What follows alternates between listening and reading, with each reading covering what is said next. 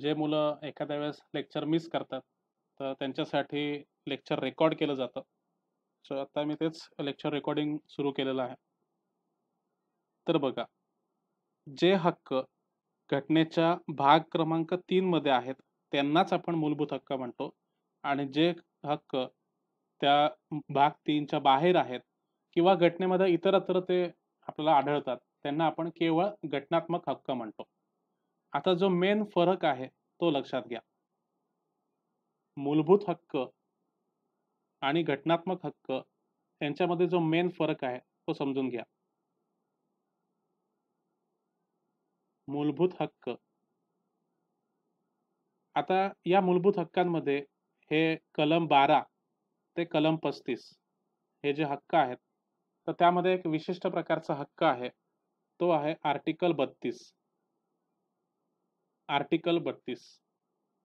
Article 32 मध्ये असं सांगितलेलं आहे, की एखाद्या व्यक्तीचे मूलभूत हक्क जर हिरावले गेले किंवा एखाद्या व्यक्तीच्या मूलभूत हक्कांवर जर गदा आली किंवा एखाद्या व्यक्तीचे मूलभूत हक्क डावलले गेले, तर तो व्यक्ती आर्टिकल 32 अन्वये किंवा कलम 32 अन्वये डायरेक्ट सुप्रीम कोर्टला जाऊ शकतो. ठीक आहे. डायरेक्ट सुप्रीम कोर्टात तो व्यक्ती जाऊ शकतो.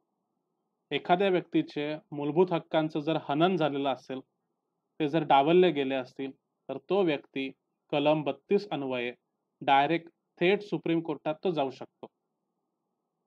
ठीक आहे. पण बाकीचे जे घटनात्मक हक्क आहेत, घटनात्मक हक्क बाकीचे जे हक्क आहेत, जे मूलभूत हक्क नाही आहेत, पण ते घटनात्मक हक्क आहेत. मग त्यांच्यासाठी मग ते हक्क जर एखाद्या व्यक्तीचे डावलले गेले, तर तो व्यक्ती त्या व्यक्तीला जी न्यायिक प्रक्रिया आहे, उदाहरणार्थ हा व्यक्ती आहे आणि त्या व्यक्तीचे घटनात्मक हक्क जर डावलले गेले किंवा संकटात आले, तर तो व्यक्ती त्या व्यक्तीला जी न्यायिक प्रक्रिया आहे, न्यायिक प्रक्रिया ती फॉलो करावी लागते. म्हणजे तो व्यक्ती घटनात्मक हक्कांसाठी डायरेक्ट सुप्रीम कोर्टामध्ये जाऊ शकत नाही. जी सामान्य न्यायिक प्रक्रिया आहे, म्हणजे त्याला पहिले जिल्हा न्यायालयामध्ये जावं लागेल. मग जिल्हा न्यायालयाने जे निर्णय दिला अ, त्याच्या विरोधात त्याला हायकोर्टात जावं लागेल आणि हायकोर्टाने जो निर्णय दिला, त्याच्या विरोधात त्याला सुप्रीम कोर्टात जाता येईल. पण त्याला डायरेक्ट सुप्रीम कोर्टामध्ये जाता येणार नाही. हा फरक आहे घटनात्मक हक्कांमध्ये आणि मूलभूत हक्कांमध्ये. ठीक आहे. हे पटापट लिहून घ्या. तर हा फरक आहे. सुप्रीम कोर्टात जाऊ शकतो एखादा व्यक्ती. एखाद्या व्यक्तीचे जर मूलभूत हक्कांचं हनन झालं, तर तो व्यक्ती डायरेक्ट सुप्रीम कोर्टात जाऊ शकतो. ठीक आहे. पण बाकी घटनात्मक हक्कांसाठी तो सुप्रीम कोर्टात जाऊ शकत नाही. आता उदाहरणार्थ तुम्ही मला विचाराल, की घटनात्मक हक्क कोणते आहेत सर? आपण सगळ्यात पहिले घटनात्मक हक्कांबद्दल बोलू. घटनात्मक हक्क. ठीक आहे. यांचं उदाहरण काय? याचं पहिलं उदाहरण म्हणजे आर्टिकल 325. दुसरं उदाहरण आहे आर्टिकल 326. तिसरं उदाहरण आहे आर्टिकल आर्टिकल 300 ए. तुम्ही सांगू शकता का मला, की ह्या कलमांमध्ये, या आर्टिकलमध्ये काय-काय दिलेलं आहे? सांगू शकता का? कोण सांगू शकतं? कमेंट करून सांगा पटापट, की हे जे घटनात्मक हक्क आहे, या कलमांमध्ये काय-काय लिहिलेलं आहे? सांगू शकता का? कलम 325 मध्ये हे लिहिलेलं आहे, की कुठल्याच व्यक्तीला मतदार यादीमध्ये त्याचं नाव लिहिण्यापासून त्याचा तो जो हक्क आहे, तो त्याचा हिरावला जाणार नाही. म्हणजे ही जी मतदार यादी असते, विधानसभा इलेक्शन्स असेल किंवा yes, right to vote. Prajwal बरोबर आहे. राइट टू वोट म्हणजे कुठल्याच व्यक्तीचा राइट टू वोट हिरावला जाऊ शकणार नाही. मग अगदी पंचायतचं इलेक्शन असो किंवा विधानसभेचं इलेक्शन असो किंवा लोकसभेचं इलेक्शन असो, तर या इलेक्शनमध्ये सगळ्यात पहिले जी आपला जो मतदारसंघ असतो, संपूर्ण देशाला वेगवेगळ्या मतदारसंघामध्ये डिवाइड केलेलं असतं आणि त्याच्या प्रत्येक मतदारसंघामध्ये एक एक यादी तयार केलेली असते, त्याला आपण म्हणतो मतदार यादी. तर उदाहरणार्थ कोणी व्यक्ती असेल ए, मग तू अमुक धर्माचा आहे, अमुक जातीचा आहे, अमुक पंथाचा आहे किंवा अमुक जेंडरचा आहे, म्हणून तुझं नाव आम्ही याच्यात लिहिणार नाही. अशा प्रकारे या कुठल्याच व्यक्तीचा हक्क कोणीही डावलू शकत नाही, कोणीही हिरावू शकत नाही. असं लिहिलेलं आहे आर्टिकल 325 मध्ये. ठीक आहे. मग एखाद्या व्यक्तीचा जर हा हक्क हिरावला गेला, कोणाच्या अगेन्स्ट जर अशा प्रकारचं अ, भेदभाव झाला, तर तो व्यक्ती डायरेक्ट सुप्रीम कोर्टात जाऊ शकत नाही. त्याला पहिले न्यायालयात जावं लागेल. त्याला पहिले जिल्हा कोर्टात जावं लागेल किंवा मग तो डायरेक्ट म्हणजे हायकोर्टात जाईल. पण त्याला डायरेक्ट सुप्रीम कोर्टामध्ये जाता येणार नाही. ठीक आहे. त्याच्यानंतर आर्टिकल 326 मध्ये काय सांगितलेलं आहे? सार्वत्रिक सार्वत्रिक प्रौढ मताधिकार.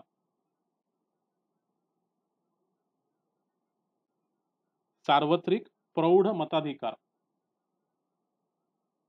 म्हणजे काय? Universal adult franchise. आता याचं याचं बॅकग्राऊंड काय आहे?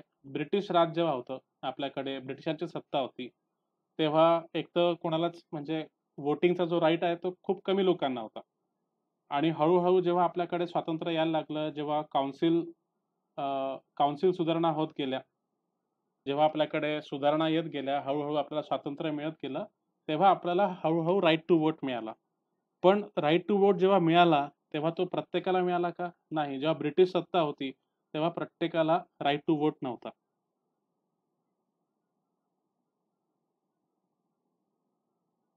जो राईट टू वोट आहे किंवा जो मताधिकार आहे, तो फक्त निवडक लोकांनाच मिळत होता. म्हणजे त्याच्यासाठी एज रिस्ट्रिक्शन्स होते आणि त्यासोबतच इन्कम इन्कम रिस्ट्रिक्शन्स होते. म्हणजे तुमचं इन्कम जर त्या ठराविक पातळीच्या वरती असेल, तरच तुम्हाला मताधिकार मिळेल. अदरवाईज तुम्हाला मत द्यायचा अधिकार मिळणार नाही. ठीक आहे.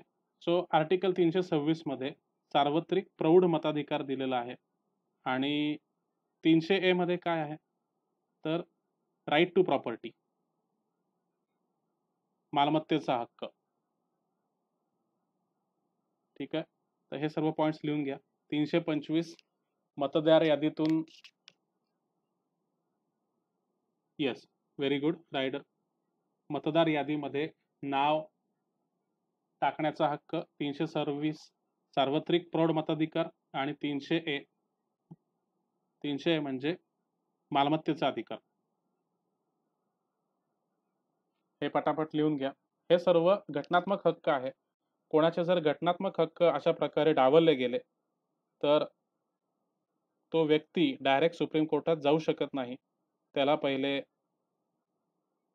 जी सामान्य न्याय प्रक्रिया आहे, ती त्याला फॉलो करावी लागेल. आता मूलभूत हक्कांचे काही जे वैशिष्ट्य आहेत, ते आपण वैशिष्ट्य बघूयात. सगळ्यात पहिलं वैशिष्ट्य म्हणजे हे जस्टिसिएबल राईट्स आहेत. हे जे असे राईट्स आहेत, हे जस्टिसिएबल राईट्स आहेत. जस्टिसिएबल म्हणजे की जर तुमच्या हक्कांचं जर हनन झालं, तर डायरेक्ट तुम्ही सुप्रीम कोर्टात जाऊ शकतात. पण आपल्या संविधानामध्ये, आपल्या घटनेमध्ये काही हक्क असे आहेत, की जे जस्टिसिएबल नाहीयेत, जे जस्टिसिएबल नाहीत. उदाहरणार्थ डी-पी-एस-पी. आपल्या संविधानामध्ये एक चॅप्टर आहे, चॅप्टर 4था. चॅप्टर 4था किंवा भाग 4था. तर आपण आता बघितलं, की तिसऱ्या भागामध्ये असे हक्क आहेत, ज्यांना आपण मूलभूत हक्क म्हणतो. पण जो 4था भाग आहे, त्याच्यामध्ये पण काही हक्क आपल्याला मिळालेले आहेत, पण ते जस्टिसिएबल नाहीत. म्हणजे जर त्या हक्कांचं जर हनन झालं, तर आपण सुप्रीम कोर्टामध्ये दाद मागू शकत नाही. Very good Prajwal. Directive principle of state policy. ठीक आहे. राज्य धोरणाची मार्गदर्शक तत्वे. ठीक आहे. तर आता याच्या मागचं कारण काय? की जेव्हा आपली घटना समिती किंवा आपली संविधान सभा जेव्हा काम करत होती, तेव्हा ज्या प्रकारचं डिबेट चालू होतं, तेव्हा बी. एन. राऊ राऊ हे आपल्या घटना समितीचे किंवा संविधान सभाचे कायदेविषयक सल्लागार होते आणि यांचं म्हणणं होतं की आपल्या घटनेमध्ये जे हक्क आहेत ते दोन प्रकारचे पाहिजे.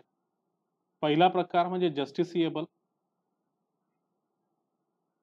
म्हणजे जर त्या हक्कांचं हनन झालं तर न्यायालयामध्ये दाद मागता आली पाहिजे.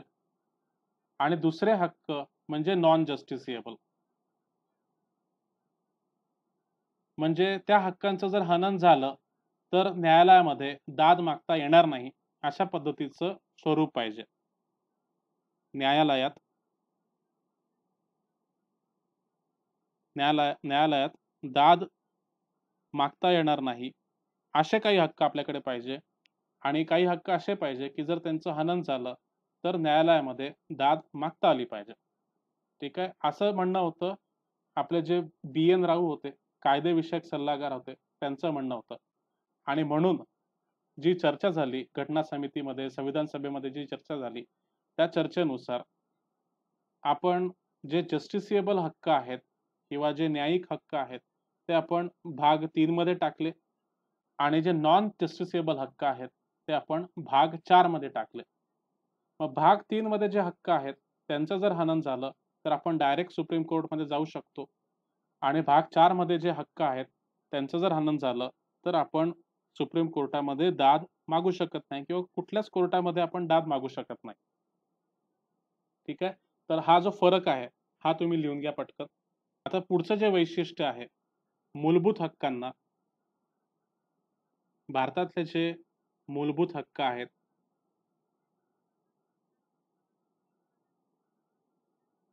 भारतातील मूलभूत हक्कांना मॅग्ना कार्टा ऑफ इंडिया म्हणतात. मॅग्ना कार्टा ऑफ इंडिया, भारताच्या मूलभूत हक्कांना मॅग्ना कार्टा ऑफ इंडिया म्हणतात. याचं कारण काय की 12व्या आणि 13व्या शतकामध्ये 12व्या-13व्या शतकामध्ये इंग्लंडमध्ये इंग्लंडमध्ये जॉन नावाचा राजा होता, किंग जॉन. ठीक आहे, इंग्लंडमध्ये किंग जॉन नावाचा राजा होता आणि त्या राजाने सर्वप्रथम म्हणजे जगात पहिल्यांदा नागरिकांना हक्क दिले. नागरिकांना हक्क दिले. या इंग्लंडच्या किंग जॉनने जगामध्ये सगळ्यात पहिल्यांदा नागरिकांना हक्क दिले आणि त्यासाठी एक पत्रक जाहीर केलं की माझ्या या राज्यामध्ये, माझ्या या साम्राज्यामध्ये माझे जे सब्जेक्ट्स आहेत किंवा माझी जनता आहे त्यांना हे अशा प्रकारचे राईट्स मी देणार आहे. तर जगातलं हे पहिलं डॉक्युमेंट आहे हक्कांसंबंधीचं आणि त्या डॉक्युमेंटला आपण मॅग्ना कार्टा म्हणतो. आणि मग त्याच प्रकारचं डॉक्युमेंट मूलभूत हक्क आहे भारतामध्ये. भारतामध्ये पहिल्यांदा जनतेला हक्क मिळाले आणि ती घटनात्मक हक्क होती, घटनेमध्ये त्यांचा उल्लेख होता. म्हणून जे आपले मूलभूत हक्क आहे त्यांना आपण मॅग्ना कार्टा असं म्हणतो. पटापट लिहून घ्या. जसं जसं मी तुम्हाला लिहून सांगतो आहे तसं तसं तुम्ही लिहून घेतलं पाहिजे.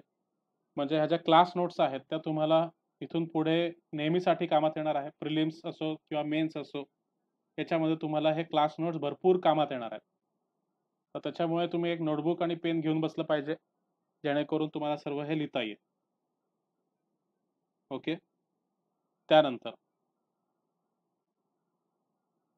आता तुम्हाला असा प्रश्न विचारला जाईल की मूलभूत हक्क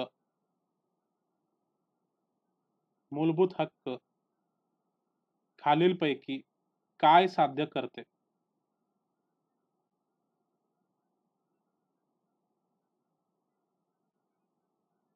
मूलभूत हक्क खालीलपैकी काय साध्य करतात? तर तुम्हाला ऑप्शन्स दिले जातील. मग तुम्हाला एक एक ऑप्शन्स मी आता पॉइंटमध्ये सांगतो आहे. पहिला ऑप्शन आहे समता, सर्वांना समानता. दुसरा ऑप्शन आहे व्यक्तीची प्रतिष्ठा,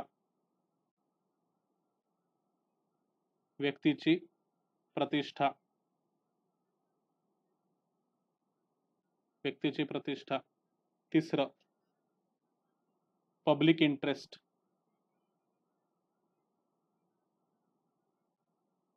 पब्लिक इंटरेस्ट. आणि त्यासोबतच देशाची एकता,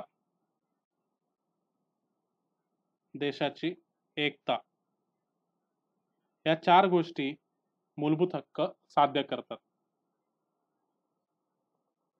मूलभूत हक्क या 4 गोष्टी साधतात. याच्यामध्ये तुम्ही हे पण सांगू शकता. अच्छा, याच्यामध्ये समजा हे ऍड केलं. 5 न्याय, सामाजिक न्याय.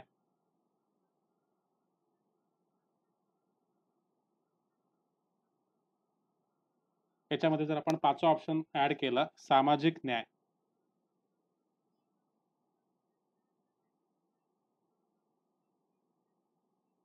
सामाजिक न्याय जर आपण याच्यात ऍड केलं तर ते पण बरोबर ऑप्शन असेल. ठीक आहे. त्याच्यानंतर जर आपण राजकीय न्याय जर ऍड केलं तर ते पण बरोबर असेल. राजकीय न्याय. पण याच्यात जर अजून एक ऍड केलं, आर्थिक न्याय.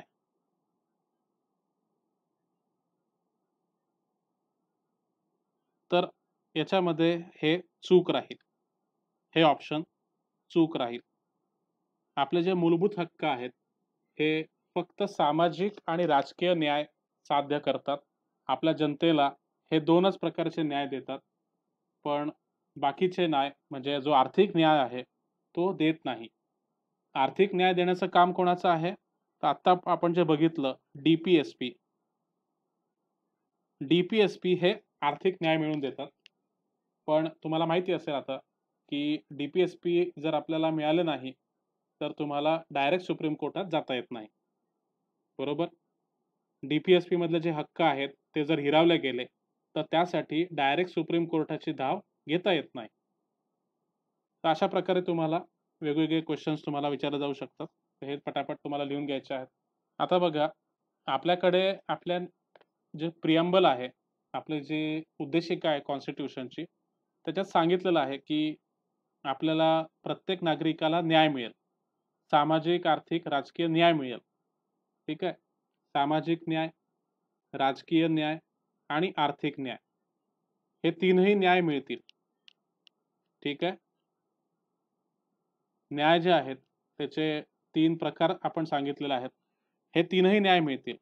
पण आपला जो मूलभूत हक्क आहे तो आपल्याला काय देतो? सामाजिक न्याय देतो आणि राजकीय न्याय देतो. आर्थिक न्याय आर्थिक न्याय कोण देतो? तर DPSP. आर्थिक न्याय देतो DPSP म्हणजे राज्य धोरणाची दिशादर्शक तत्वे. DPSP राज्य धोरणाची दिशादर्शक तत्वे. ठीक आहे. आता याच्यामध्ये काय आहे? आर्टिकल 39 आहे. आर्टिकल 39 मध्ये काय सांगितलेलं आहे की प्रत्येक व्यक्तीला म्हणजे उपजीविकेची पुरेशी साधनं मिळाली पाहिजे. त्यानंतर स्त्री आणि पुरुष यांच्यामध्ये समानता असली पाहिजे. Equal pay for equal work म्हणजे इक्वल कामासाठी इक्वल मानधन त्यांना मिळालं पाहिजे. ठीक आहे. पण अशा वेळेस हे जर हक्क त्यांना मिळाले नाही, डावलले नाही, म्हणजे हे जर हक्क कोणी डावलले तर त्या व्यक्तींना डायरेक्ट सुप्रीम कोर्टामध्ये जाता येणार नाही. कारण की हे आपला जो देश ज्या पद्धतीने स्वतंत्र झाला तर त्यावेळेस असं होतं की आता बघा, मूलभूत हक्क जर आपले डावलले गेले तर आपण डायरेक्टली सुप्रीम कोर्टात जाऊ शकतो. ठीक आहे. मग त्याच्यातले आता जर आर्थिक न्याय जर आपल्याला मिळाला नाही आणि आपण जर डायरेक्ट सुप्रीम कोर्टात गेलो तर 1947 मध्ये जेव्हा आपला देश स्वतंत्र झाला तेव्हा आपल्या देशाकडे तेवढी कॅपॅसिटी नव्हती की प्रत्येकाला आर्थिक न्याय देता येऊ शकेल. प्रत्येकाला आर्थिक न्याय सरकार देईल तेवढी सरकारची कॅपॅसिटी नव्हती. म्हणून तेव्हा असं ठरवलं गेलं की काही न्याय जस्टिसिएबल पाहिजे आणि काही न्याय तुम्हाला DPSP मध्ये आणावे लागतील की जेणेकरून ते सरकार देण्याचा प्रयत्न करेल आपल्याकडून. हे असे न्याय आहे, असे हक्क आहेत की जे सरकार देण्याचा प्रयत्न करते, परंतु ते जर ते जर प्रत्येकापर्यंत नाही पोहोचले तर त्या व्यक्तीला सुप्रीम कोर्टामध्ये जाता येत नाही. कळलं का सगळ्यांना? हे कॅपॅसिटीवर आहे. प्रत्येकानेच जर असं म्हटलं सुप्रीम कोर्टात जायचं म्हटलं, मला नोकरी नाही मिळाली, मला पगार नाही मिळाला, ठीक आहे, मला समान हक्क नाही मिळाला, मला समान कामासाठी समान अ, मानधन मिळालं नाही. असं जर प्रत्येकाने सुप्रीम कोर्टात जायचं म्हटलं, तर हे हक्क देण्याची जबाबदारी कोणाची आहे? स्टेटची आहे. म्हणजे आपल्या सरकारची आहे. ठीक आहे. मग त्या काळात जेव्हा आपला देश स्वतंत्र झाला होता, तेव्हा आपल्याकडे तेवढं रिसोर्सेस नव्हते, तेवढी कॅपॅसिटी नव्हती, की प्रत्येकाला आर्थिक न्याय आपण देऊ शकू. सो आपण आर्थिक न्याय देण्याचा प्रयत्न केला, पण तो आपण डी-पी-एस-पीच्या सहाय्याने देण्याचा प्रयत्न केला.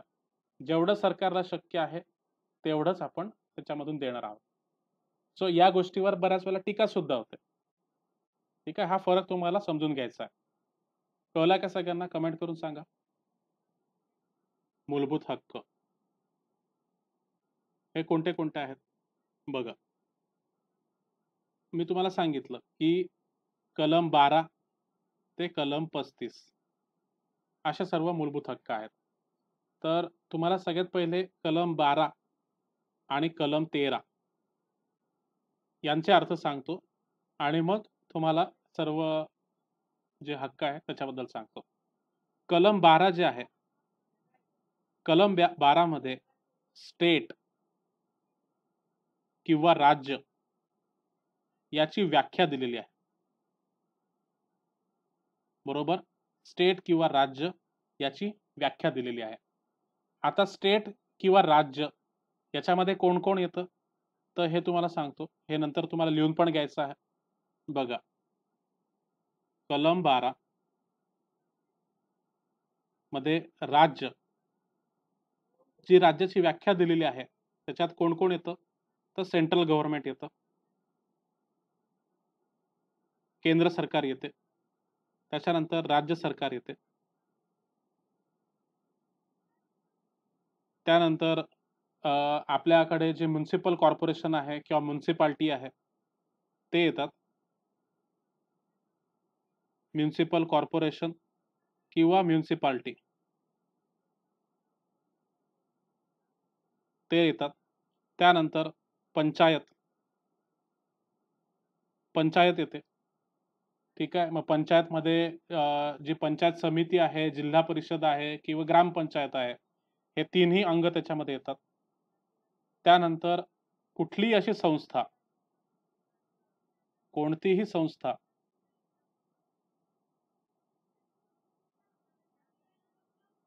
कोणतीही संस्था किंवा एखादी एजन्सी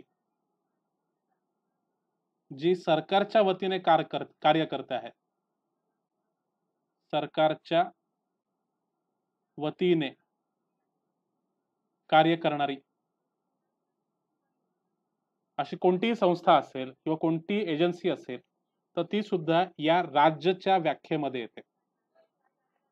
ठीक आहे. मग याच्यामध्ये एल-आय-सी असेल किंवा स्टेट बँक ऑफ इंडिया असेल किंवा ओ-एन-जी-सी असेल, अशा सर्वच्या सर्व संस्था याच्यामध्ये येऊ शकतात. एम-पी-एस-सी हा मागच्या वर्षीचा प्रश्न आहे. कसं तुम्हाला प्रश्न विचारतं बघा. कलम भारतीय राज्यघटनेच्या कलम 12 नुसार जी राज्याची व्याख्या आहे, त्यामध्ये खालीलपैकी कोणती संस्था मोडत नाही? कोणती संस्था येत नाही? ठीक आहे. भारतीय राज्यघटनेच्या कलम 12 नुसार राज्याच्या व्याख्येमध्ये कोणती संस्था मोडत नाही? आता ऑप्शन्स. ऑप्शन 1 केंद्र सरकार.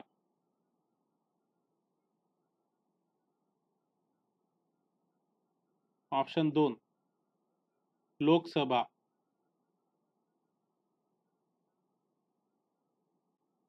ऑप्शन 3 सुप्रीम कोर्ट, उच्च न्यायालय किंवा सर्वोच्च न्यायालय.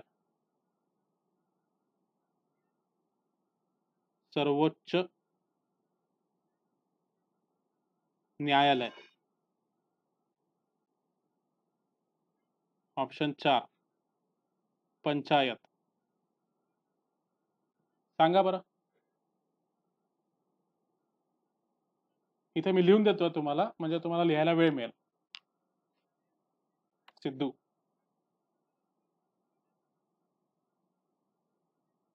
ओके, सिद्धूचा आन्सर आहे सुप्रीम कोर्ट. अजून बाकीच्यांचं काय काय आन्सर आहे पटापट सांगा. माझा प्रश्न असा आहे प्रज्वल, मी पुन्हा एकदा रिपीट करतो की कलम 12 अंतर्गत राज्याच्या व्याख्येमध्ये कोणती संस्था मोडत नाही. ठीक आहे. तर अच्छा, माहेश्वरीचं आन्सर आहे केंद्र सरकार. कोणती संस्था मोडत नाही हा प्रश्न आहे. सो माहेश्वरी नीट विचार करून आन्सर सांगा. केंद्र सरकार, लोकसभा, सर्वोच्च न्यायालय आणि पंचायत. ठीक आहे. सो याचा करेक्ट आन्सर आहे सर्वोच्च न्यायालय. सर्वोच्च न्यायालय. लोकसभा याच्यामध्ये मोडते. आता याच्या आधी जे आपण पॉइंट्स लिहिले होते त्याच्यामध्ये 2 पॉइंट्स ऍड करा. आधी जे आपण पॉइंट्स लिहिले होते की कलम 12 अन्वये राज्याच्या व्याख्येमध्ये कोण कोण येतं, त्याच्यामध्ये संसद येते. संसदमध्ये लोकसभा असेल किंवा राज्यसभा असेल, ह्या दोन्ही गोष्टी येतात. त्यानंतर कोण कोण येतं, राज्यातील कायदेमंडळ. राज्यातील कायदेमंडळ.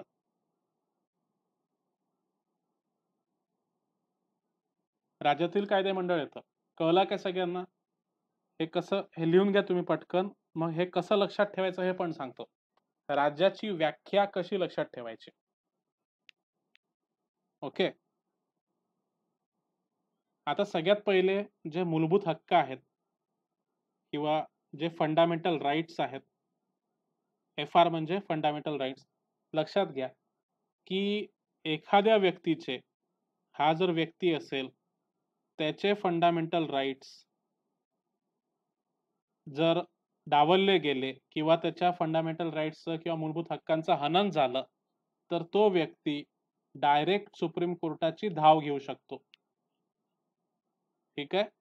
मग आता मला सांगा, जर तो व्यक्ती सुप्रीम कोर्टाची धाव घेऊ शकेल, ठीक आहे, आता मी थोडासा, ठीक आहे, आणखीन एक सांगतो. तर या व्यक्तीचे फंडामेंटल राईट्सचं जर हनन झालं तर तो कोणाची धाव घेईल, सुप्रीम कोर्टाची धाव घेईल. आपला माईक बंद करा नवना. या व्यक्तीच्या फंडामेंटल राईट्सचं जर हनन झालं तर तो डायरेक्ट सुप्रीम कोर्टात जाईल. या व्यक्तीचे जे हक्क आहेत किंवा फंडामेंटल राईट आहेत त्यांचं हनन कोण करेल, 2 व्यक्ती करू शकतात. एक तर राज्य आणि दुसरं कोण करू शकतं, खाजगी व्यक्ती. खाजगी व्यक्ती. ठीक आहे. एक तर राज्य करू शकतं किंवा खाजगी व्यक्ती करू शकतं. ठीक आहे. मग तुम्ही मला सांगा की मग राज्याच्या व्याख्येमध्ये सुप्रीम कोर्ट येईल का? सुप्रीम कोर्ट जर तुमच्या हक्कांचं हनन करेल तर तुम्ही सुप्रीम कोर्टाकडे दाद मागायला जाल का? नाही जाणार. बरोबर. कमेंट करून मला सांगा पटापट. जी व्यक्ती तुमच्या हक्कांचं हनन करेल तुम्ही तिच्याकडे दाद मागायला जाल का? ठीक आहे. तर तुमच्या हक्कांचं हनन कोण कोण करू शकतं, तर राज्य करू शकतो. तर राज्यामधून कोण कोण करू शकतं, एक तर सेंट्रल गव्हर्नमेंट, एक तर स्टेट गव्हर्नमेंट, एक तर पार्लमेंट. पार्लमेंट म्हणजे काय, संसद, केंद्रातली संसद जी आहे, किंवा राज्यातील कायदेमंडळ.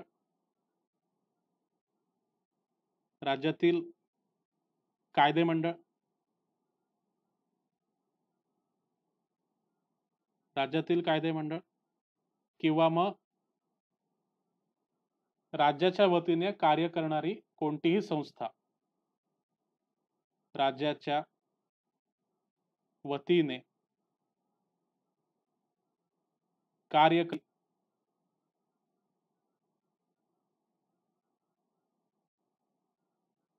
कोणतीही संस्था, कोणतीही संस्था असो जी राज्याच्या वतीने किंवा राज्याच्या पैशाने ती चालते आहे, अशी कोणतीही संस्था, मग संसद असेल तर लोकसभा, संसद असेल तर राज्यसभा, मग राज्यातील कायदेमंडळ असेल तर विधानसभा, विधान परिषद, अशी कोणतीही संस्था तुमच्या हक्कांचं हनन करू शकतं आणि त्यांच्या विरोधात, पुन्हा एकदा लक्षात घ्या, यांच्या विरोधात तुम्ही सुप्रीम कोर्टात जाऊ शकता. ठीक आहे. म्हणून राज्याच्या व्याख्येमध्ये सुप्रीम कोर्ट असेल किंवा हायकोर्ट असेल किंवा जिल्हा न्यायालय असेल, म्हणजे काय, न्याय व्यवस्था, एकंदर जी न्याय व्यवस्था आहे ती राज्याच्या व्याख्येमध्ये येत नाही. मग न्याय व्यवस्थेच्या संबंधित कुठलीही बॉडी असेल, मग अगदी जिल्हा न्यायालय असेल, जिल्हा सत्र न्यायालय असेल किंवा हायकोर्ट असेल किंवा सुप्रीम कोर्ट असेल, हे राज्याच्या व्याख्येमध्ये येत नाहीत. कळलाय का सांगा पटापट आणि लिहून घ्या. आता मूलभूत हक्कांचं एक वैशिष्ट्य असं पण आहे की मी तुम्हाला आता सांगितलं की व्यक्तींचे जे मूलभूत हक्क आहेत त्याला आपण फंडामेंटल राईट्स म्हणू. ते कोण हनन करू शकतं, कोण हिरावून घेऊ शकतं? मी आता तुम्हाला सांगितलं. एक म्हणजे राज्य, मग राज्यामध्ये काय काय येतं हे तुम्हाला सांगितलं. त्यानंतर दुसरं म्हणजे खाजगी व्यक्ती.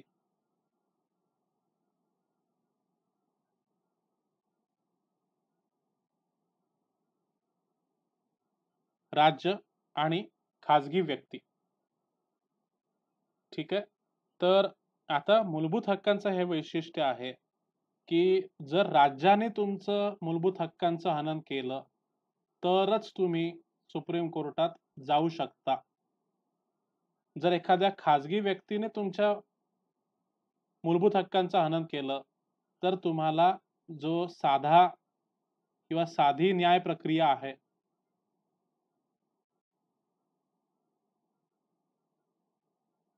ती तुम्हाला फॉलो करावी लागेल. म्हणजे एखाद्या व्यक्तीने जर तुमच्या मूलभूत हक्कांचं हनन केलं तर तुम्हाला डायरेक्ट सुप्रीम कोर्टात जाता येणार नाही. उदाहरणार्थ, एखाद्या पोलीस अधिकाऱ्याने तुम्हाला अटक केली, तुम्हाला विनाकारण अटक केली, तुमचा काहीही गुन्हा नाही, तुम्हाला स्वतःला डिफेंड करण्याचा हक्क दिला नाही, डिफेंड करण्यासाठी वेळ दिला गेला नाही, तुम्हाला वकिलाशी संपर्क साधायला वेळ दिला गेला नाही आणि विनाकारण तुम्हाला पोलीस कोठडीमध्ये ठेवलं, तर अशा वेळेस पोलीस कशाचा भाग आहेत? राज्याचा भाग आहेत.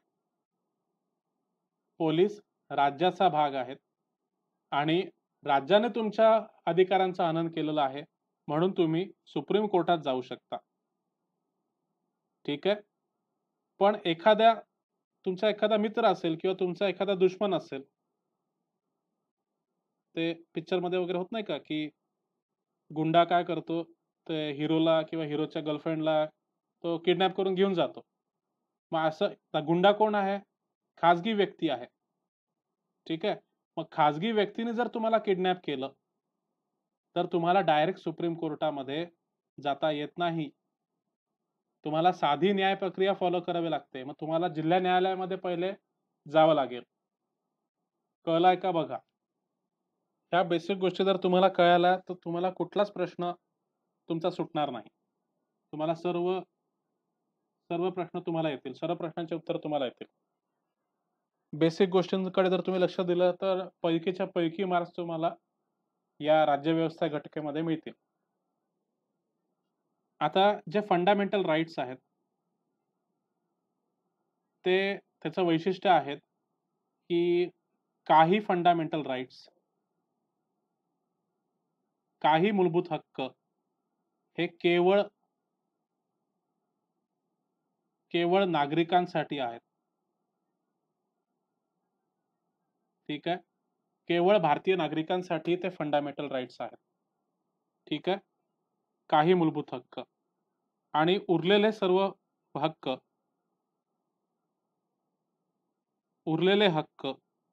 हे सर्वांसाठी आहेत.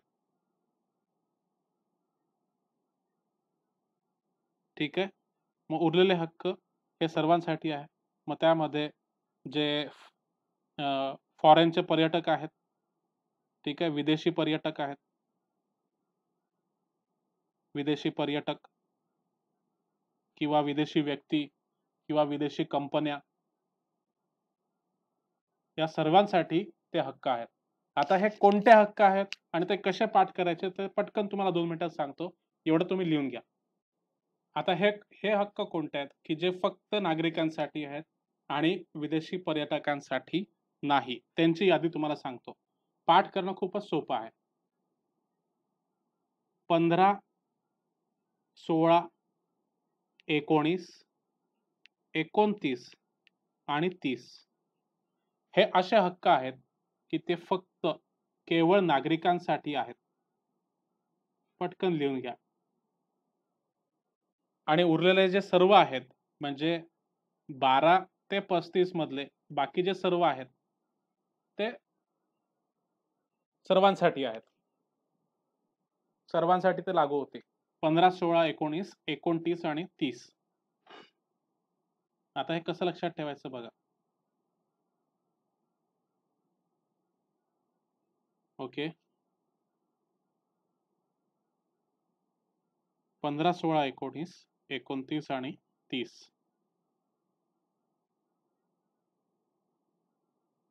आर्टिकल 15 काय आहे?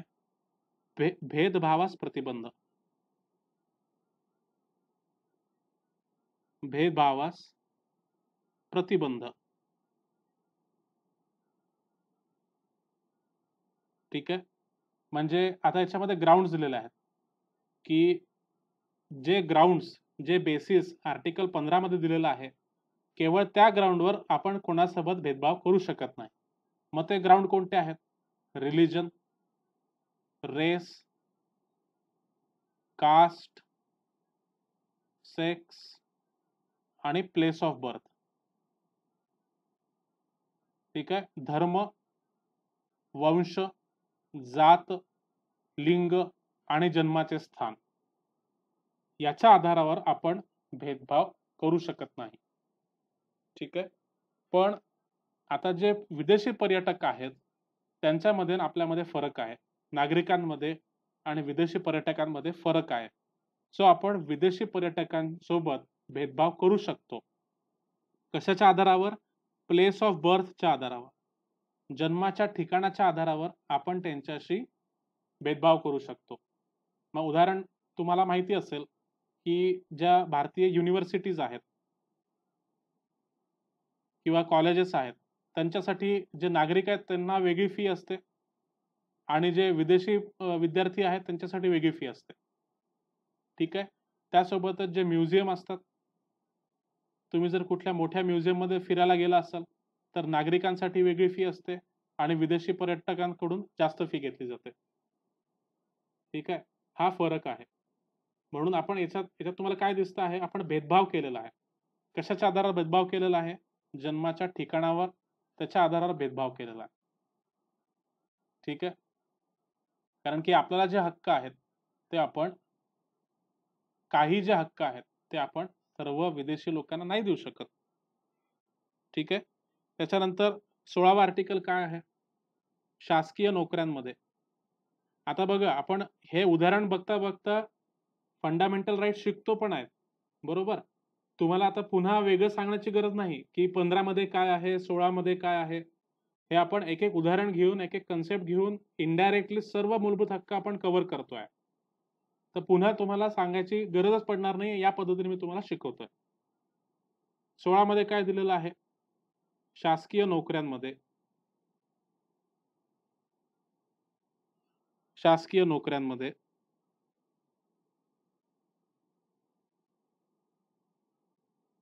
संधीची समानता. संधींची समानता. शासकीय नोकऱ्यांमध्ये संधींची समानता. स्क्रीन दिसत नाही ना. स्क्रीन दिसत नाहीये? एक मिनिट. स्क्रीन तर इथे दिसतंय, माझ्या दुसऱ्या मोबाईलवर दिसतंय. कोणाकोणाला स्क्रीन दिसत नाहीये? सगळ्यांना स्क्रीन दिसतंय? प्रज्वल, सिद्धू, अक्षय यस. हा सर दिसत आहे. पण दिसत मला आहे. दिसत नाही ना. तुम्ही कुठे बघता? हे बघा, एसपी नावाची माझी स्क्रीन आहे बघा. तर त्यांचा नेटवर्क प्रॉब्लेम असेल थोडा. नेटवर्क प्रॉब्लेममुळे पण तुम्हाला स्क्रीन दिसायचा प्रॉब्लेम येऊ शकतो कदाचित. रेंजमध्ये येऊन तुम्ही अटेंड करा. आणि एसपी नाव दिलेलं आहे, एसपी नावाची माझी स्क्रीन आहे. त्याच्यावर तुम्ही पिन करून ठेवा ती स्क्रीन. ठीक आहे. सो आर्टिकल 16 मध्ये सांगितलं आहे शासकीय नोकऱ्यांमध्ये संधींची समानता. ठीक आहे, की आता याच्यामध्ये ज्या काही शासकीय नोकऱ्या असतील त्याच्यामध्ये प्रत्येकाला संधीची समानता मिळाली पाहिजे. ठीक आहे. जे शैक्षणिकदृष्ट्या जे मागासवर्गीय लोक आहेत त्यांना पण संधीची समानता मिळाली पाहिजे. पण मग आता इथे या ठिकाणी जे आता फॉरेनर्स आहेत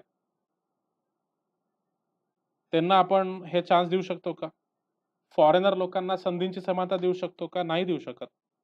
आता सिंपल गोष्ट आहे. आपल्याकडेच एवढी पॉप्युलेशन आहे, प्रत्येकाला नोकरी अवेलेबल नाहीये.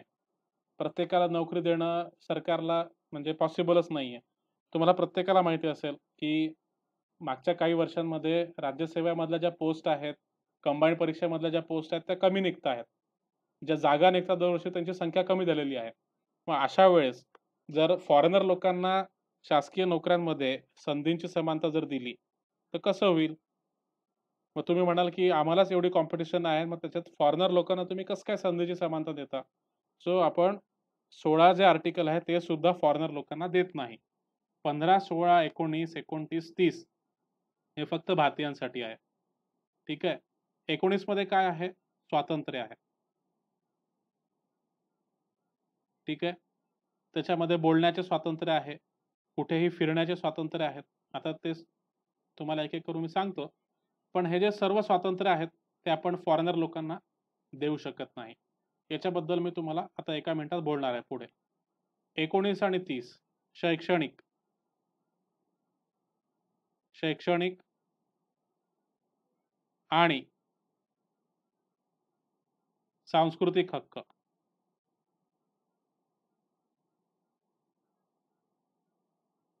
सो हे जे शैक्षणिक आणि सांस्कृतिक हक्क आहेत 29 आणि 30 मध्ये ते सुद्धा आपण आपल्या नागरिकांना दिलेले आहेत. ते आपण फॉरेनरला दिलेलं नाही. मग याच्यामध्ये शैक्षणिक आणि सांस्कृतिक हक्कामध्ये काय आहे, की त्यांना आपल्या आवडीच्या शैक्षणिक संस्था स्थापन करता येतील आणि त्या कशा चालवायच्या त्याचं पूर्ण स्वातंत्र्य त्यांना दिलं जाईल. सांस्कृतिक हक्कामध्ये काय, की जे मायनॉरिटीज आहेत, ठीक आहे. मग एक तर धार्मिक मायनॉरिटी असेल किंवा भाषिक मायनॉरिटी असेल. अल्पसंख्याक. धार्मिकदृष्ट्या अल्पसंख्याक लोकं असतील किंवा भाषिक दृष्ट्याने अल्पसंख्याक लोकं असतील. त्यांना आपापली भाषा, आपली-आपली संस्कृती ही जपण्याची आणि त्यांचं जतन करण्याचं त्यांना सुविधा दिलेली आहे, हक्क दिलेला आहे. पण हे हक्क आपण फॉरेनर्स लोकांना नाही देऊ शकत. हे फक्त आपल्या नागरिकांचे हक्क आहेत. ठीक आहे. एवढं कळालेलं आहे का? पहिलं आहे अभिव्यक्तीचे स्वातंत्र्य. हे कठीण शब्द आपण वापरणार नाही. आपण सिंपल शब्दामध्ये सांगू तुम्हाला. बोलण्याचे स्वातंत्र्य. बोलण्याचे स्वातंत्र्य. ठीक आहे. त्याच्यामध्ये सर्व स्वातंत्र्य आहे. भाषण करण्याचे स्वातंत्र्य आहे. एखादा व्हिडिओ तयार करण्याचे स्वातंत्र्य आहे. तुम्हाला आपलं मत मांडण्याचे स्वातंत्र्य आहे. कुठल्या आर्टिकलमध्ये तुम्ही तुमचं मत मांडू शकता, आर्टिकल लिहू शकता. असे सर्व स्वातंत्र्य तुम्हाला आहेत. ठीक आहे. त्यानंतर शांततेने एखाद्या ठिकाणी जमण्याचे स्वातंत्र्य आहे. जमण्याचे स्वातंत्र्य. पण कसे? शांततेत. ठीक आहे. कुठल्याही शस्त्र न घेता. ठीक आहे. दीपक तुम्हाला स्क्रीन दिसत नसेल तर एकदा लेफ्ट व्हा आणि पुन्हा एकदा जॉइन व्हा. ठीक आहे. तिसरं स्वातंत्र्य काय आहे? संस्था स्थापन करण्याचे, संस्था किंवा संघटना संघटना स्थापन करण्याचा हक्क आहे. चौथं स्वातंत्र्य काय आहे? मूव्हमेंट, म्हणजे कुठेही वावर करण्याचा हक्क आहे. पाचवा हक्क काय आहे? कुठेही राहण्याचा हक्क आहे. म्हणजे कुठेही घर घेण्याचा हक्क आहे, रेसिडेन्स. ठीक आहे. आणि सहावा हक्क काय आहे? ऑक्युपेशन, म्हणजे व्यवसाय स्वातंत्र्य. कोणताही व्यवसाय करतील, कोणताही व्यवसाय करू शकतात, त्याचं स्वातंत्र्य आहे. ठीक आहे. सो हे स्वातंत्र्य आहेत. हे स्वातंत्र्य कुठे दिलेले आहेत? कलम 19(1) मध्ये. कलम 19(1) आणि याचे जे नंबर्स आहेत ते असे अ, ब, क, ड, ई, ABCD असे ते कलम आहेत. कलम 19(1) मध्ये A, B, C, D, E आणि F असे हे सगळे स्वातंत्र्य आहेत. मग तुम्ही मला सांगा की आता संपूर्ण देशामध्ये कुठेही जाण्याचा हक्क हा फक्त नागरिकांना असला पाहिजे. संपूर्ण देशामध्ये कुठेही घर घेण्याचा हक्क हा नागरिकांना असला पाहिजे. संस्था किंवा संघटना स्थापन करण्याचा हक्क हा तर नागरिकांनाच असला पाहिजे. ठीक आहे. बोलण्याचा हक्क, बोलण्याचं स्वातंत्र्य, भाषण देण्याचं स्वातंत्र्य हा नागरिकांना असलं पाहिजे. तुम्हाला चालेल का की एखादा फॉरेनर व्यक्ती, एखादा पाकिस्तानी जर भारतात आला आणि तो आपल्या मोदीजींबद्दल, राहुल गांधीबद्दल, सोनिया गांधीबद्दल, कोणत्याही लीडर बद्दल काही पण असं वाईट साईड बोलला, तर तुम्हाला चालेल का? नाही चालणार. बरोबर. त्याच्यानंतर एखादा पाकिस्तानी तो जर म्हणत असेल की मला तुमच्या मिलिटरीची जी फॅसिलिटी आहे किंवा तुमचा जो एअर बेस आहे तो जरा बघू द्या, आतून कसा दिसतो, तुमच्याकडे कोणते कोणते शस्त्रास्त्र आहे त्याचं जरा मला बघू द्या, तर चालेल का तुम्हाला? त्याच्यानंतर असे अनेक व्यवसाय आहेत फॉरेनमध्ये जे भारतामध्ये इल्लीगल आहेत. ठीक आहे. मग ते फॉरेनर लोक जर भारतात येऊन ते व्यवसाय करायला लागले तर ते तुम्हाला चालतील का? नाही चालतील. तर म्हणून हे जे सर्व स्वातंत्र्य आहेत ते फक्त भारतीयांसाठी आहे. हे आपण फॉरेनर्स लोकांना दिलेले नाहीये. ठीक आहे. आता हे लक्षात कसे ठेवायचे? खूप सिंपल ट्रिक आहे बघा.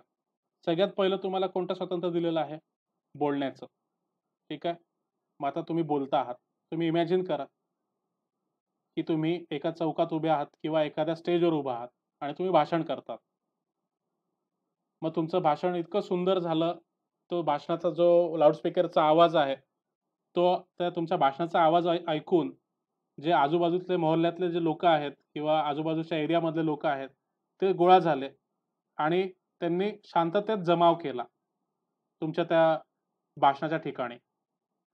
ठीक आहे. मग तुमचं भाषण सगळ्यांना खूप आवडलं. मग तुम्हीच लोकांना सांगितलं, की आपण आता एक संस्था तयार करू, संघटना तयार करू. मग सर्व लोकं तुम्हाला हो बोललेत, की ठीक आहे आपण संघटना तयार करू, एक संस्था तयार करू. मग त्या संघटनेचं उद्दिष्ट काय, की आपण आता देश भ्रमंती करू. पूर्ण देशामध्ये कुठे पण आपण म्हणजे पिकनिकसाठी जाऊ. ऑल इंडिया टूर काढू. सगळे लोकं आता 200-200, ₹500-500 गोळा करतील किंवा 1000-1000, ₹5000 गोळा करतील आणि संपूर्ण देश आपण आता फिरणार आहोत. ठीक आहे. कारण की आपल्या सर्वांना देशामध्ये कुठेही वावरण्याचा हक्क आहे. आपण सर्व देशाचे नागरिक आहोत. ठीक आहे. मग तुम्ही देशभरामध्ये फिरता-फिरता ज्याला जो एरिया आवडेल त्याने तिथे-तिथे घर घ्यावं. कोणाला केरळ आवडलं त्यांनी केरळमध्ये घर घेतलं. कोणाला तमिळनाडू आवडलं त्यांनी तमिळनाडूमध्ये घर घेतलं. कोणाला जम्मू-काश्मीर आवडलं तो आता आता काही काही वर्षानंतर गव्हर्नमेंट निर्णय घेणार आहे. तो निर्णय जर पास झाला तर आपल्याला जम्मू-काश्मीरमध्ये पण घर घेता येणार आहे. ठीक आहे. तर रेसिडेन्सचा हक्क आहे आपल्या सगळ्यांना. ठीक आहे. आणि त्या घरामध्ये राहून, त्या ठिकाणी राहून आपल्याला हवा तो आवडेल तो व्यवसाय करण्याचा पण हक्क आहे. ठीक आहे. सो अशा प्रकारे हे जे 6 स्वातंत्र्य आहेत हे तुम्ही पाठ करू शकता. खूप सिंपल आहे. कलम 19(1) मध्ये हे स्वातंत्र्य दिलेलं आहे. कळलं का सगळ्यांना? सांगा मला पटकन. वाईफ वाईफ जर फॉरेनर असेल, खूप चांगला प्रश्न विचारला तन्वीर. वाईफ जर फॉरेनर असेल किंवा एका कपलमध्ये जर दोघांपैकी एक कोणीतरी फॉरेनर असेल, तर त्याला पहिले भारताची सिटिझनशिप घ्यावी लागेल. ठीक आहे. सिटिझनशिपचा चॅप्टर जो आहे तो आपण नंतर बघणार आहोत. तर सिटिझनशिप किंवा नागरिकत्व मिळवण्याचे जे मार्ग आहेत, ते मार्ग एक तर जन्मापासून आहे. म्हणजे जर तुम्हाला तुमचा जन्म जर भारतात झाला असेल, तर तुम्हाला भारताचे नागरिकत्व घेता येतं. दुसरं काय, की आई-वडिलांपैकी एक जर कोणीतरी भारतीय असेल, तर त्यांना भारतीय नागरिकत्व मिळतं. तिसरं काय, नॅचरलायझेशन. म्हणजे जर तुम्ही फॉरेनर असाल आणि भारतात येऊन राहत असाल अनेक वर्ष, जसं आता प्रज्वलने उदाहरण दिलं सोनिया गांधी. सोनिया गांधी आता अनेक वर्षांपासून भारतात राहते आहे, तर त्याच्यासाठी एक लिमिट असते 14 वर्षांची, की मागच्या 14 वर्षांपासून किंवा 14 वर्ष, 7 वर्ष असं त्याला लिमिट असते. तर मागच्या 7 वर्ष जर कंटिन्युअस तुम्ही भारतात राहिले असाल, तर तुम्हाला अप्लाय करता येतं नॅचरलायझेशनसाठी. जसं अदनान सामी होता. अदनान सामी हा पाकिस्तानी सिंगर भारतात आला आणि अनेक वर्ष भारतात राहिला. बॉलिवूडमध्ये खूप त्यांनी गाणे म्हटले आणि खूप फेमस झाला. मग इथे त्यांनी घर घेतलं. मग हळू-हळू त्यांनी त्याचे जे 7 वर्ष कंप्लीट झाल्यानंतर त्यांनी सिटिझनशिपसाठी अप्लाय केलं आणि त्याला मग शेवटी नॅचरलायझेशन या पद्धतीने त्याला नागरिकत्व मिळालं. मग आता फॉरेनर कपलपैकी कोणीही फॉरेनर असो, वाईफ फॉरेनर असो किंवा हसबंड फॉरेनर असो, त्याला भारतात येऊन पहिले ते जे ठराविक वर्ष आहेत, ते त्या ठराविक वर्ष त्याला भारतात राहावं लागेल. मग त्याला नागरिकत्वासाठी अप्लाय करावं लागेल आणि मग जर सरकारने त्याला नागरिकत्व दिलं, तर मग त्याला हे जे सर्व स्वातंत्र्य आहेत, कलम 19 मध्ये जे काही स्वातंत्र्य आहेत, ते सर्वच्या सर्व स्वातंत्र्य त्याला मिळतील. पण त्यासाठी महत्वाचं काय, की तुम्हाला नागरिकत्व स्वीकारावं लागेल. आता एखादं कपल आहे, ते जर अमेरिकेत राहत असेल, एन-आर-आय असतील ते आणि त्यांना जर तिथे मुलगा झाला किंवा मुलगी झाली, तर त्याचं नाव, तिचं नाव त्यांना तिथली जी भारताचे राजदूत आहेत, आपली जी एम्बॅसी आहे, त्या एम्बॅसीमध्ये त्यांचं नाव नोंदवावं लागतं, की आम्ही असे-असे, आम्ही इकडचे साताऱ्याचे रहिवासी आहेत आणि आम्हाला आता मुलगी झालेली आहे, मुलगा झालेला आहे, तिचं नाव अमुक-अमुक आम्ही ठेवलेलं आहे आणि आमच्या मुलाला भारतीय नागरिकत्व मिळावं अशी आम्ही विनंती करतो. मग तो जो एम्बॅसी मधला जो आपला भारतीय राजदूत आहे, तो आपल्या भारताच्या जी होम मिनिस्ट्री आहे तिला कळवतो आणि मग त्या मुलाला भारतीय नागरिकत्व मिळतं. ठीक आहे. पण त्यासाठी ही प्रोसिजर पहिले फॉलो करावी लागते. कळलं का सगळ्यांना? आता बघा, आता याच्याच संबंधित मी पुढचं तुम्हाला सांगतोय. पुढचा कन्सेप्ट याच्यावर आधारित आहे, की जे फंडामेंटल राइट्स आहेत, ते दे आर नॉट ॲब्सोल्यूट. आता मराठीत कसं सांगता येईल? इंग्लिशमध्ये तुम्हाला सांगतो आणि समजावून सांगतो. Fundamental rights are not absolute, but they are qualified.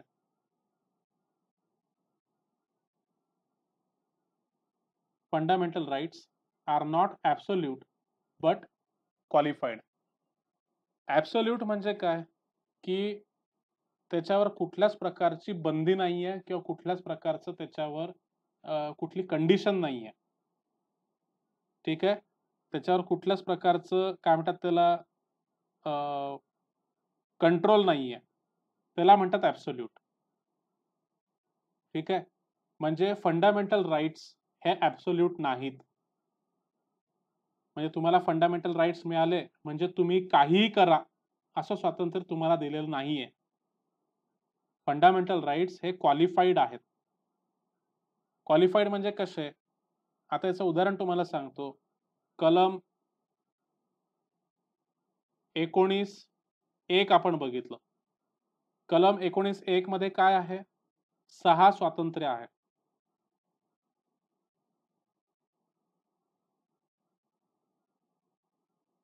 कलम 19(1) मध्ये 6 स्वातंत्र्य आहेत आणि कलम 19(2) मध्ये काही रिस्ट्रिक्शन्स आहेत. त्याला आपण इंग्लिशमध्ये म्हणतो रिझनेबल रिस्ट्रिक्शन्स. रिझनेबल म्हणजे जुजबी स्वरूपाच्या काही रिस्ट्रिक्शन्स आहेत.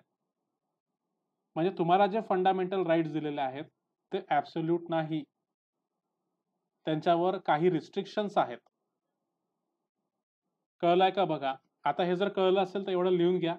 मग त्या रिस्ट्रिक्शन्स काय काय आहेत त्या तुम्हाला पुढच्या स्लाइडमध्ये सांगतो. एवढं जर कळलं असेल तर मला सांगा. तुम्हाला जर फंडामेंटल राईट्स दिलेले आहेत तर याचा अर्थ ते ॲब्सोल्यूट नाही आहेत. तुम्हाला बोलण्याचा अधिकार दिलेला आहे. याचा अर्थ तुम्ही काही पण बोलू शकता का? नाही. त्याच्यावर रिस्ट्रिक्शन्स आहेत. तुम्हाला बोलण्याचा अधिकार आहे. तुम्ही मग म्हणजे कोणाच्या धार्मिक भावना दुखावू शकता का? नाही. आता बऱ्याच वेळेला न्यूजमध्ये येत असेल, न्यूज चॅनलमध्ये, की अमुक व्यक्तीने आमच्या धार्मिक भावना ला ठेच पोहोचवली. मध्ये तो एक पिक्चर आला होता बघा. शाहिद कपूर आणि ही आपली दीपिका पादुकोण. कुठला पिक्चर होता तो? पद्मावत. पहिले तिचं नाव पद्मावती होतं पिक्चरचं, मग पद्मावत. मग काय कारण? तर शाहिद कपूर, संजय लीला भंसाली आणि दीपिका पादुकोण यांनी आमच्या धार्मिक भावनांना ठेच पोहोचवली आणि मग आम्ही आता फतवा काढलेला आहे आणि त्यांच्या विरोधात. आणि काही काही लोकांनी तर डिक्लेअर केलं की जो कोणी याचं नाक कापून आणेल, या दीपिका पादुकोणचं नाक कापून आणेल त्यांना आम्ही बक्षीस देऊ. का? तर त्यांनी आमच्या धार्मिक भावनांना ठेच पोहोचवली. असे बरेच पिक्चर वादात सापडतात की त्यांनी कोणाच्या ना कोणाच्या धार्मिक भावनांना ठेच पोहोचवलेली असते. याचा अर्थ काय? तुम्हाला जे मूलभूत हक्क दिलेले आहेत ते ॲब्सोल्यूट नाही आहेत, पण त्यांच्यावर रिझनेबल रिस्ट्रिक्शन्स आहेत. जुजबी स्वरूपाच्या काही रिस्ट्रिक्शन्स आहेत. ठीक आहे. आता त्या कोणत्या? त्या तुम्हाला सांगतो. 19(1) मध्ये स्वातंत्र्य दिलेलं आहे आणि कलम 19(2) मध्ये, आता हे 1 आणि 2 काय आहे? पोर्ट कलम आहेत. याच्यामध्ये जुजबी ह्या रिस्ट्रिक्शन्स दिलेल्या आहेत. एक म्हणजे काय? Friendly relations with neighbour. आपले जे शेजारचे देश आहेत यांच्यासोबत मैत्रीपूर्ण संबंध टिकून राहिले पाहिजे. दुसरं, कंटेम्प्ट ऑफ कोर्ट. की त्या स्वातंत्र्यामुळे कोर्टाचा अवमान नाही झाला पाहिजे. तिसरं, मॉरॅलिटी. चौथं, हेल्थ अँड पब्लिक ऑर्डर. ठीक आहे. या कुठल्याच गोष्टीला धक्का पोहोचायला नको अशा पद्धतीने आपल्याला आपले जे मूलभूत हक्क आहेत ते एन्जॉय करायचे असतात. ठीक आहे. कारण की उदाहरणार्थ एका व्यक्तीला जर आपण मूलभूत हक्क दिले आणि ते त्याने त्याच्या मर्जीने जसे पाहिजे तसे जर त्याने एन्जॉय केले तर त्यामुळे जो बाकीचा समाज आहे, बाकीचे लोक आहेत, त्यांच्या मूलभूत हक्क त्याच्यामुळे बाधित होऊ शकतात. म्हणून प्रत्येकाने आपले मूलभूत हक्क सांभाळताना या सर्व गोष्टींची काळजी घेतली पाहिजे. देशाचे सार्वभौमत्व जर खतऱ्यामध्ये येत असेल किंवा देशाची एकता आणि अखंडता ती जर बाधित होत असेल तर तुम्हाला तुमचे फंडामेंटल राईट्स एन्जॉय करता येणार नाही. म्हणजे या कुठल्याच गोष्टींना ठेस पोहोचायला नको अशा पद्धतीने तुम्हाला तुमचे जे 6 स्वातंत्र्य आहेत, जे 19(1) मध्ये दिलेले आहेत ते तुम्हाला एन्जॉय करता येतील. ठीक आहे. याच्यामध्ये अजून काय आहे? एवढं जर लिहून झालं असेल तर याच्यामध्ये अजून काही मुद्दे आहेत. डिफेमेशन, कोणाची बदनामी, कोणाची बदनामी होणार नाही याची काळजी तुम्हाला घ्यायची आहे. त्यानंतर इन्साइटमेंट टू ऑफेन्स,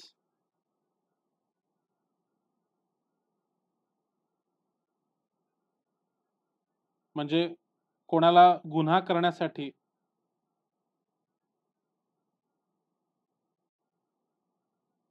प्रवृत्त करणे.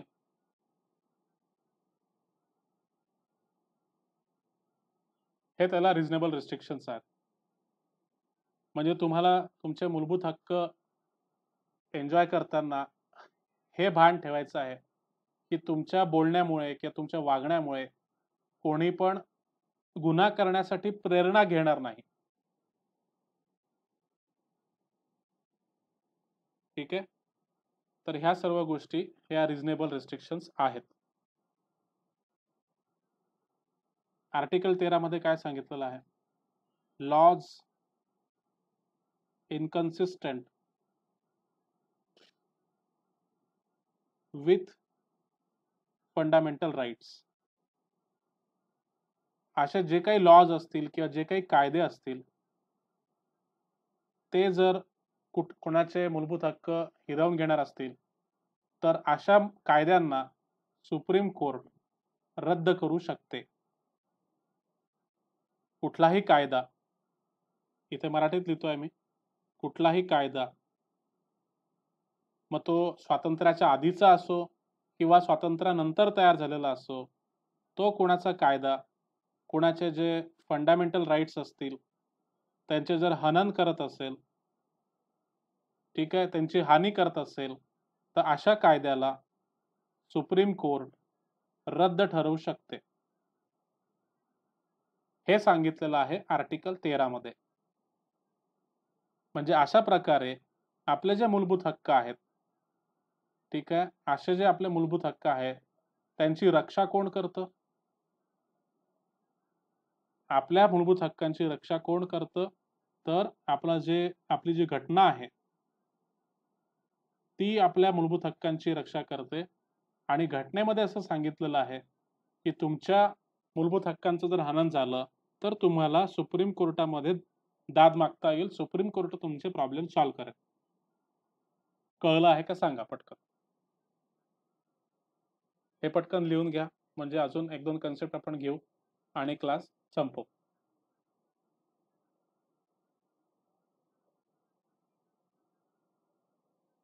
एक होमवर्क मी तुम्हाला सगळ्यांना देणार आहे. ते होमवर्क तुम्हाला करून आणायचं आहे.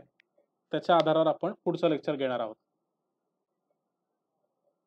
चला पटापट कमेंट करा. ओके. आता बघा, आपले जे एकूण मूलभूत हक्क आहेत, फंडामेंटल राईट्स, पहिला राईट आहे समानतेचा हक्क.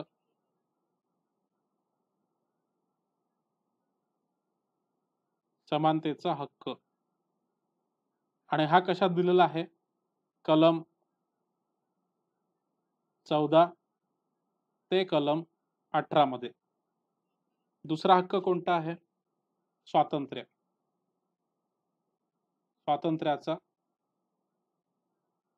हक्क हा कशात दिलेला आहे? कलम 19 ते 22. तिसरा हक्क आहे शोषणाविरुद्धचा हक्क. शोषणाविरुद्ध हक्क, राईट अगेन्स्ट एक्सप्लॉयटेशन, कलम 23 आणि 24. कलम 23 आणि 24. चौथा हक्क कोणता आहे? धार्मिक स्वातंत्र्याचा हक्क, कलम 25 ते 28. कलम 25 ते 28. त्यानंतर कोणता हक्क आहे? सांस्कृतिक आणि शैक्षणिक हक्क,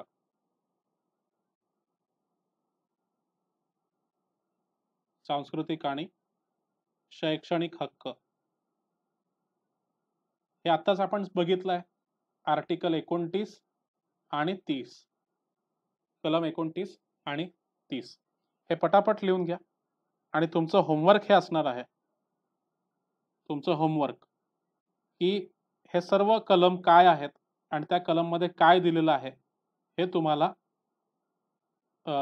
लिहून काढायचं आहे, हे बघून घ्यायचं आहे. आणि मग पुढचा जो आपला राज्यघटनेचा वर्ग असेल त्याच्यामध्ये आपण हे पूर्ण डिस्कस करणार आहोत. तर त्याआधी तुमच्याकडे कुठलंही पुस्तक असेल किंवा इंटरनेटचा वापर करून तुम्हाला पहिले शोधायचं आहे की हे कलम कोणते कोणते आहेत, त्यांच्यात काय काय दिलेलं आहे, आणि मग तुम्ही पुढच्या राज्यघटनेच्या वर्गाला यायचं आहे. कळलं का सगळ्यांना? कमेंट करून सांगा. ओके. आता अजून एक हक्क आहे जो 6वा हक्क इथे सांगतोय मी. हे जर लिहून झालं असेल तर तुम्ही वाटल्यास पटापट लिहून घ्या. एक हक्क आहे शेवटचा, तो सांगायचा बाकी आहे. जो 6वा हक्क आहे तो कोणता आहे? Right to constitutional remedies. ठीक आहे. हा जो हक्क आहे तो कोणत्यात सांगितलेला आहे? कलम 32. आणि याला आपण मराठीत काय म्हणतो? घटनात्मक उपायांचा, घटनात्मक उपाय म्हणतो आपण याला. हा जो हक्क आहे त्याला आपण म्हणतो घटनात्मक उपाय. आणि हे कलम 32 मध्ये सांगितलेलं आहे. आणि कलम 32 मध्ये काय सांगितलं आपण आत्ताच आजच्या लेक्चरच्या सुरुवातीला बघितलं की एखाद्या व्यक्तीच्या फंडामेंटल राईट्सचं किंवा मूलभूत हक्कांचं जर हनन झालेलं असेल तर तो व्यक्ती डायरेक्ट थेट सुप्रीम कोर्टात जाऊ शकतो. ठीक आहे. आणि म्हणून डॉक्टर बाबासाहेब आंबेडकर, आपल्या भारतीय राज्यघटनेचे शिल्पकार डॉक्टर बाबासाहेब आंबेडकर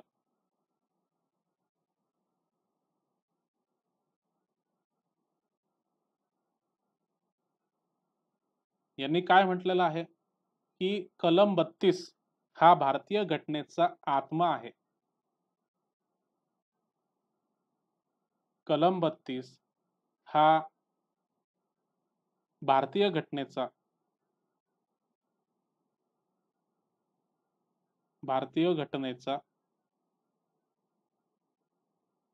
आत्मा आहे. आणि संपूर्ण भारतीय घटना या एका आर्टिकलवर टिकून आहे असं सांगितलं भारताच्या राज्यघटनेचे शिल्पकार डॉक्टर बाबासाहेब आंबेडकर यांनी. एवढं महत्त्वाचं ते आर्टिकल आहे. तुम्हाला हे विचारलं जाऊ शकतं एक्झाम मध्ये की कलम 32 ला भारतीय घटनेचा आत्मा कोणी म्हटलं, तर त्याचं आन्सर असेल डॉक्टर बाबासाहेब आंबेडकर. ठीक आहे. कळलंय का सगळ्यांना? कमेंट करून सांगा. या आठवड्यामध्ये आपण पर्सनल काउन्सिलिंगचे सेशन घेणार आहोत. तुम्हाला प्रत्येकाला इंडिव्हिज्युअल चॅटमध्ये तुम्हाला मेसेज येईल, तुम्हाला शेड्यूल पाठवलं जाईल, एक फॉर्म तुम्हाला पाठवला जाईल.